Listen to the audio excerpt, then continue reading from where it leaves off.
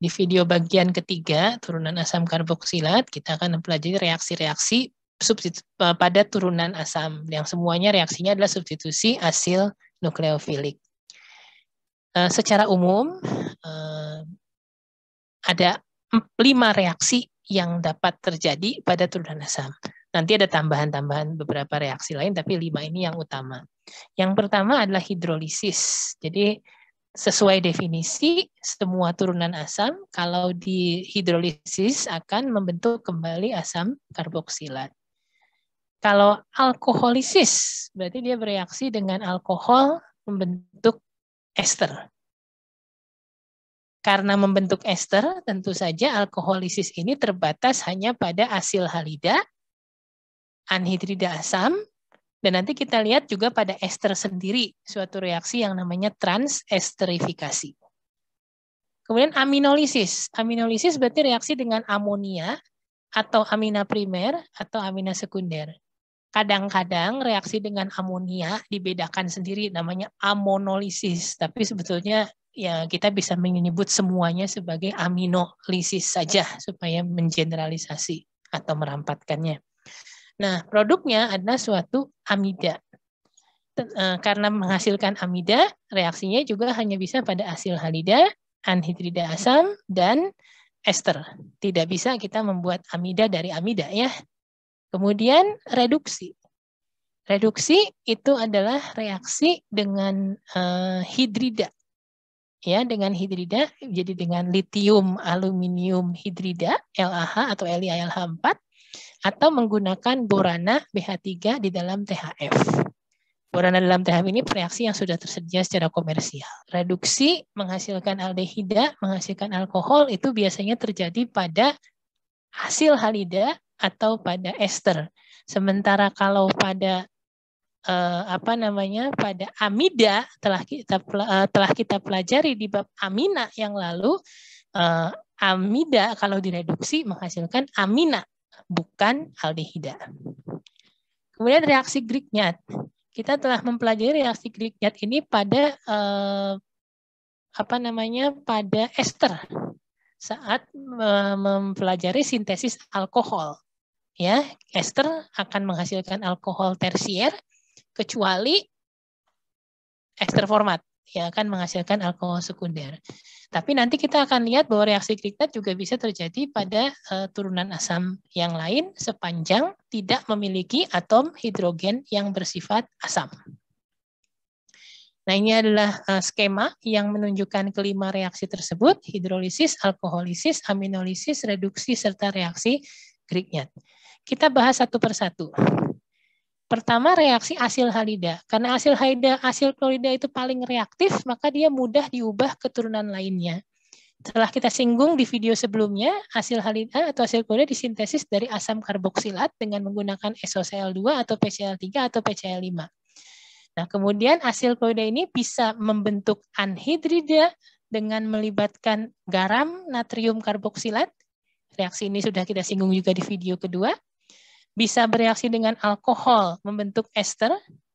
Ini adalah alkoholisis. Bisa membentuk amida dengan suatu amonia, misalnya amida primer di sini. Ini adalah suatu reaksi aminolisis. Juga dengan amina primer menghasilkan amida sekunder, atau dengan amina sekunder menghasilkan amida tersier.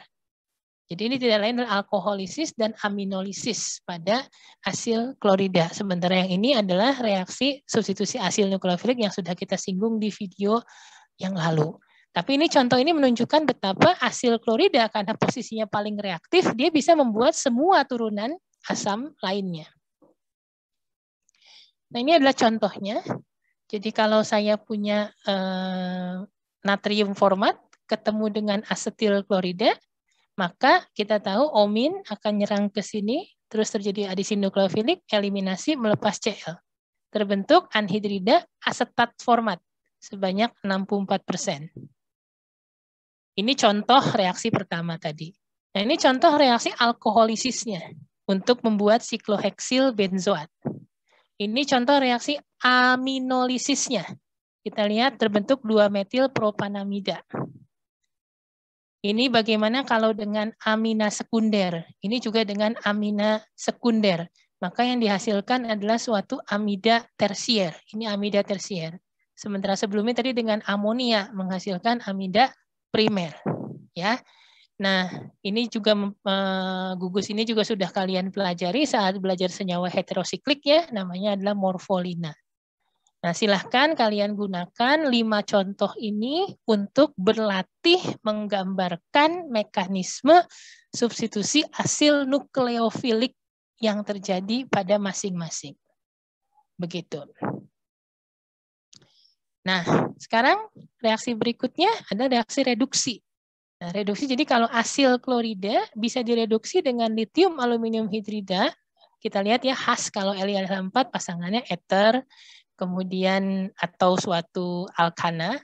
Nah, kemudian tahap kedua selalu hidrolisis asam untuk menghilangkan sisa hidrida. Nah, terbentuk alkohol primer. Jadi asil halida kalau tereduksi oleh LiAH4 membentuk alkohol primer. Asil halida juga bisa bereaksi dengan Grignard seperti halnya ester. Dia membentuk alkohol tersier. Jadi sebenarnya konsepnya sama dengan ester.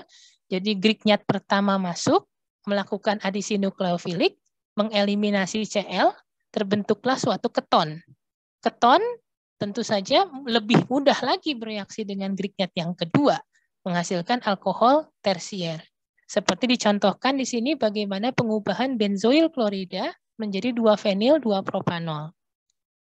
Nah, mekanisme reduksi maupun mekanisme Grignard ini sebetulnya juga bisa kalian adopsi dari mekanisme-mekanisme yang sudah kalian pelajari sebelumnya. Misalnya di sini LiAH4, kita tahu ada H- kan, hidrida menyerang C, adisi nukleofilik, mengeliminasi Cl, terbentuklah aldehida.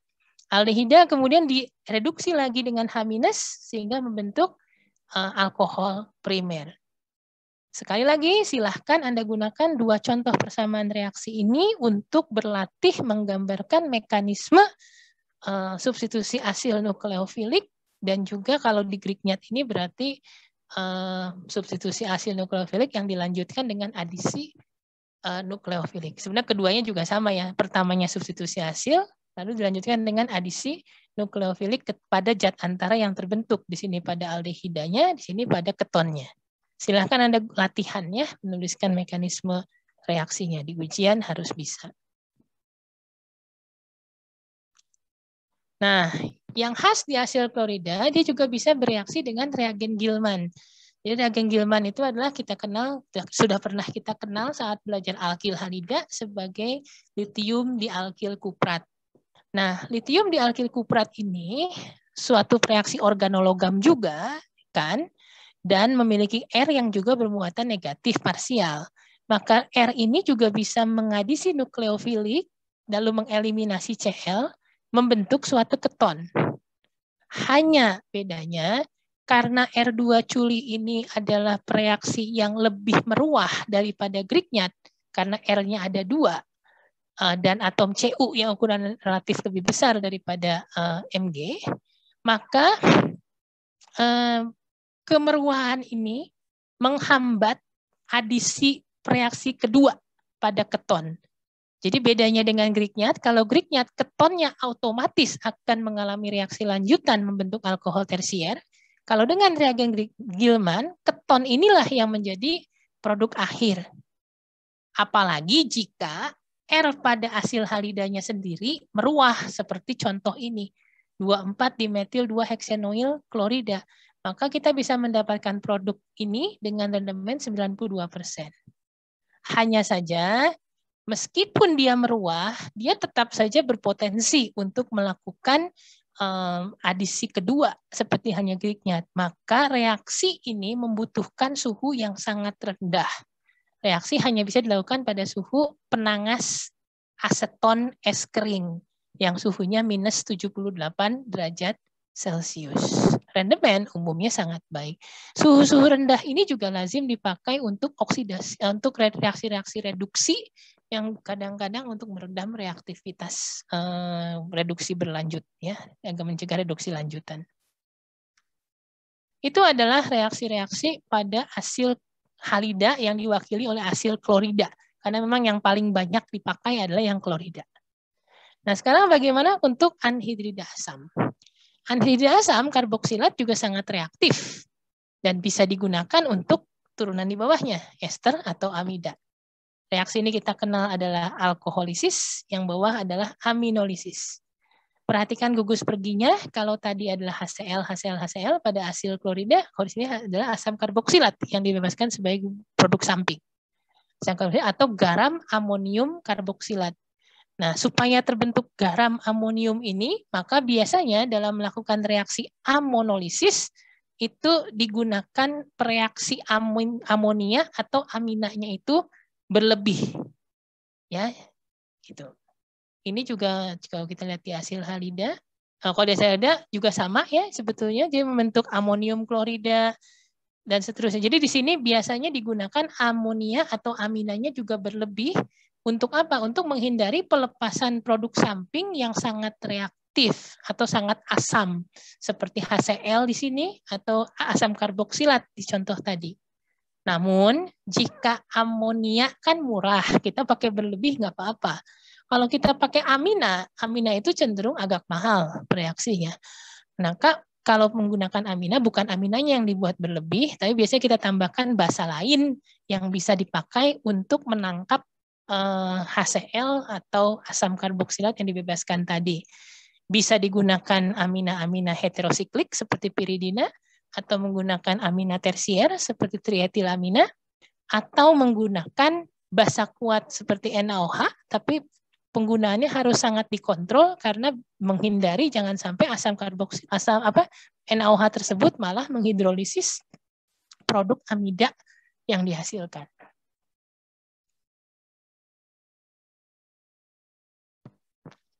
Meskipun asil halida dan anhidrida asam bisa mengalami hidrolisis, biasanya hidrolisis ini tidak diinginkan. Karena justru kita ingin memanfaatkan kereaktifan dari yang bersangkutan. Misalnya, kalau kita ingin melakukan esterifikasi selulosa, nah kita melakukan esterifikasi, kita justru berharap menggunakan reaksi yang aktif seperti asil klorida atau anhidrida. Kalau dia malah terhidrolisis oleh air, malah dia kembali jadi asam karboksilat yang menurunkan reaktivitas dia untuk melakukan esterifikasi. Jadi bisa terhidrolisis, tapi biasanya bukan yang diinginkan. Baik, nah sekarang kita masuk ke bagian reaksi ester. Ya, mudah-mudahan kalian belum terlalu merasa kok susah amat ya, reaksinya banyak. Kalau kalian kaji satu persatu reaksi-reaksi yang dipelajari di video turunan asam karboksilat ini, sebetulnya mereka tercakup dalam satu konsep reaksi yang sama. Jadi pahami konsep reaksinya untuk bisa menuliskan mekanismenya atau menduga produknya. Kalau Anda hafalkan satu persatu, dijamin di sini Anda akan mulai merasakan betapa susahnya kimia organik itu karena Anda menghafalkan reaksinya. Tapi kalau Anda memahami, maka sebetulnya tinggal diulang-ulang mekanismenya sama. Adisi nukleofilik, eliminasi, adisi nukleofilik, eliminasi, dan seterusnya. Sekarang mari kita lihat reaksi ester. Nah, berbeda dengan asil halida atau anhidrida asam yang tadi tidak dikehendaki untuk terhidrolisis, ester kadang-kadang memang diharapkan proses hidrolisisnya. Bukan kadang-kadang, bahkan sering ya. Misalnya dalam pembuatan sabun. Dalam pembuatan sabun kita menggunakan basa kuat berair untuk menghidrolisis ester menjadi garam natrium karboksilat dan alkohol. Reaksi ini atau reaksi penyabunan atau saponifikasi ini sejatinya adalah reaksi adisi nukleofilik dari ion hidroksida pada gugus karbonil disertai dengan eliminasi ion alkoksida yang segera mengalami transfer proton dengan asam yang terbentuk membentuk anion karboksilat dan alkohol. Reaksi ini sejatinya adalah kebalikan dari esterifikasi Fischer kalau suasananya asam. Tapi di sini suasananya basah ya. Jadi kita akan lihat kalau suasananya asam, dia adalah kebalikan Fischer. Tapi karena kita tahu reaksi Fischer itu reversible, maka biasanya hidrolisis itu jarang dilakukan dengan asam. Hidrolisis itu lebih sering dilakukan dengan basa, lalu produk garamnya nanti diasamkan. untuk mendapatkan asam karboksilat. Terkesan bertele-tele harus dibuat 2 tahap, tapi secara work up reaksi, secara rendemen itu akan jauh lebih memudahkan. Nah, kemudian bukti mekanistiknya sama. Kalau kita lihat di sini, alkohol berasal dari alkoksinya ester.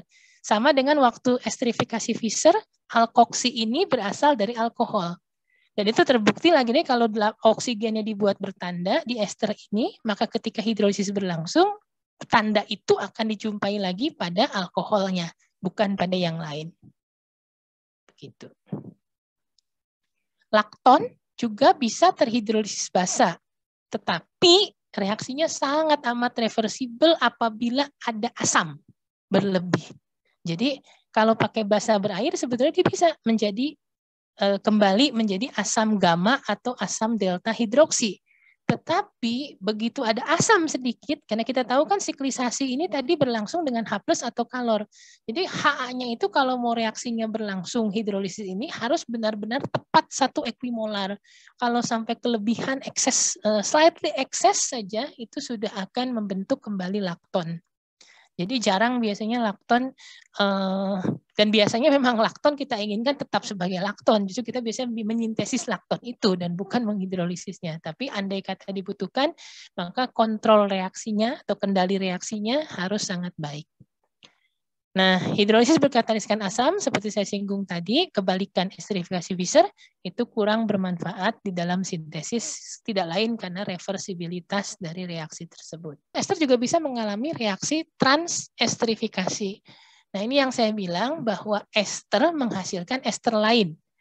Ester yang titik didihnya tinggi, digunakan untuk menyintesis ester yang titik didihnya lebih tinggi lagi. Jadi metode ini tidak untuk ester yang titik didihnya rendah. Contohnya di sini kita punya metil akrilat. Nah, metil akrilat ini sudah masuk high boiling ester. Terus direaksikan dengan high boiling alkohol. Jadi kita lihat alkoholnya rantainya harus panjang, seperti 1 butanol.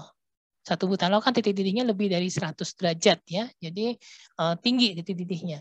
Maka itu mengapa kalor di sini menjadi sangat tinggi ya. Nah, maka yang tadinya ester metil berubah jadi ester butil. Karena makin panjang rantainya, maka titik didih esternya semakin tinggi lagi. Nah, sementara alkohol yang dibebaskan, itu alkohol yang titik didihnya rendah. Ini mutlak harus ada alkohol titik didih rendah di sini. Kenapa? Karena kalau titik didih rendah di sini akan mudah diusir pergi dengan cara penyulingan, sehingga kesetimbangan reaksi ini akan bergeser ke arah produk. Ya, begitu. Jadi silahkan sekali lagi contoh-contoh yang ada di sini silahkan Anda gunakan untuk melakukan latihan menulis mekanisme reaksi. Ya. Ester tentunya juga bisa mengalami aminolisis membentuk amida. Ya, misalnya di sini etil kloroasetat diubah menjadi kloroasetamida. Dan reaksi ini cukup menarik karena di sini juga ada CH2Cl yang sebetulnya bisa tersubstitusi oleh amonia.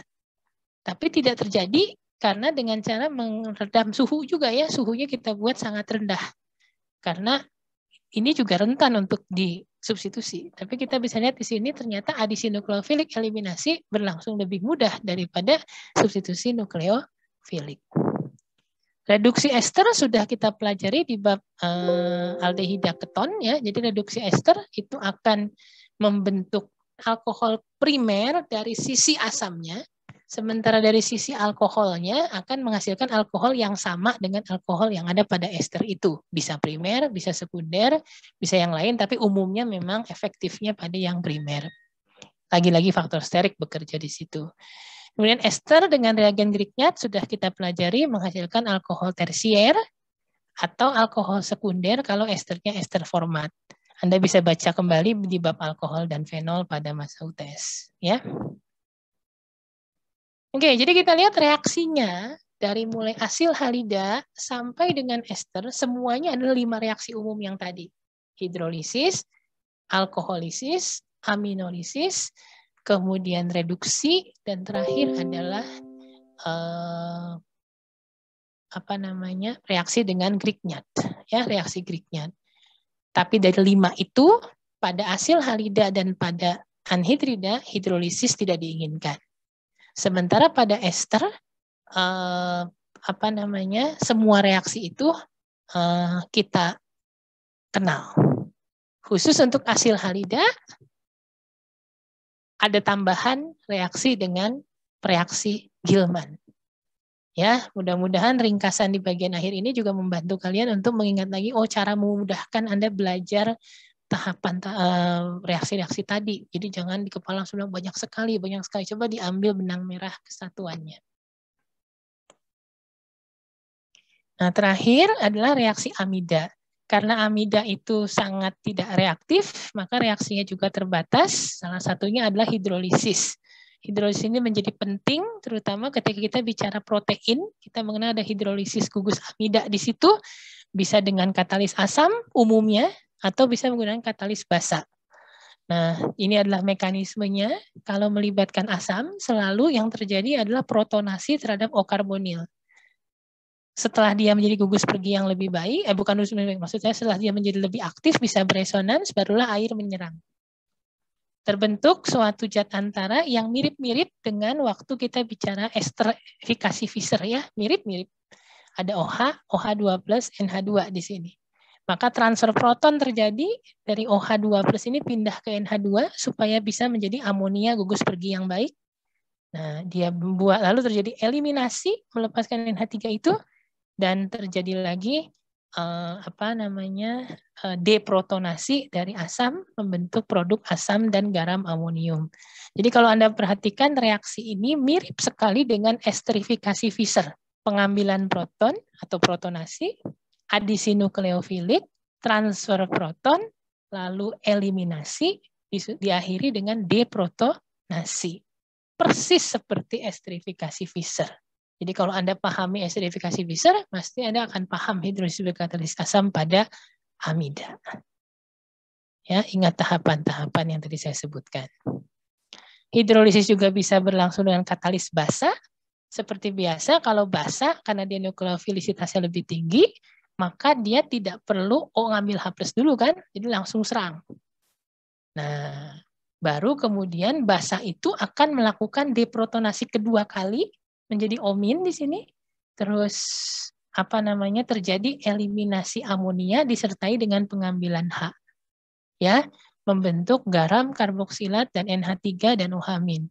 Perhatikan bahwa di sini itu melepaskan amonia. Kalau di contoh yang tadi melepaskan NH4+, tentunya berkaitan dengan asam dan basa yang dipakai. Nah, kalian sebetulnya telah mengerjakan praktikum juga untuk hidrolisis berkataliskan asam dan basa ini ya, yaitu di kimia organik di praktikum kimia organik ya, saat kalian melakukan hidrolisis asam pada astamida dan hidrolisis basa pada urea. Videonya juga tersedia di kanal YouTube ini. Jika kalian ingin melihat kembali, bisa persilahkan. Amida itu juga bisa tereduksi ya, tereduksi menghasilkan amina primer. Dan itu sudah kita pelajari saat belajar bab amina. Amina juga bisa didehidrasi menggunakan P2O5 membentuk nitril. Ya, itu telah kita pelajari juga di bab asam karboksilat dan nitril. Sehingga kita perhatikan bahwa reaksi-reaksi amida memang sangat terbatas, tetapi kalau secara keseluruhan Anda bisa lihat selama tiga video ini aldehida bukan 3 video ya, 3 bab ya, bab 19 aldehida keton, bab 20 asam karboksilat dan nitril, dan sekarang bab 21 tentang turunan asam karboksilat. Nomor-nomor bab itu mengacu McMurray edisi ke-7. Nah, kalian bisa perhatikan bahwa sangat banyak reaksinya jika dibandingkan dengan reaksi yang kalian pelajari di sebelum-sebelumnya, di kimia organik 1 maupun di UTS. Ya, jadi persiapkan diri dengan baik untuk menghadapi ujian ketiga nanti. Semoga berhasil. Video ini adalah akhir dari bab turunan asam karboksilat. Terima kasih.